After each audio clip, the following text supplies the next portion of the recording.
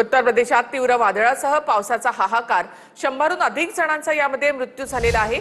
वादळामुळे झाडं आणि विजेचे खांब उन्मळून पडलेत। अनेक भागामध्ये वीज पुरवठा खंडित देखील झालेला आहे। ग्रामीण भागामध्ये मातीच्या घरांचं आणि पिकांचं देखील मोठं नुकसान झालंय। उत्तर प्रदेशात मुसळधार पावसाचा हाहाकार पाहायला मिळतो।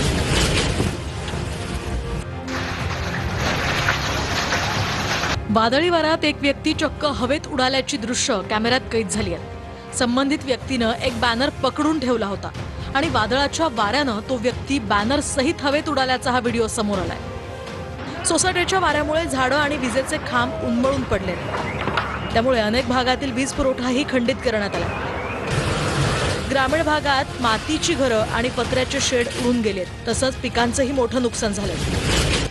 मुसळधार पाऊस आणि धुळीच्या वादळामुळे अनेक भागांमधले रस्ते वाहतूक विस्कळीत झाली आहे। प्रशासनानं बाधित भागांमध्ये मदत आणि बचाव कार्य सुरू केलंय, तर हवामान विभागानं पुढील 24 तासांसाठी अनेक जिल्ह्यांमध्ये मुसळधार पाऊस आणि वादळी पावसाचा इशारा दिलाय।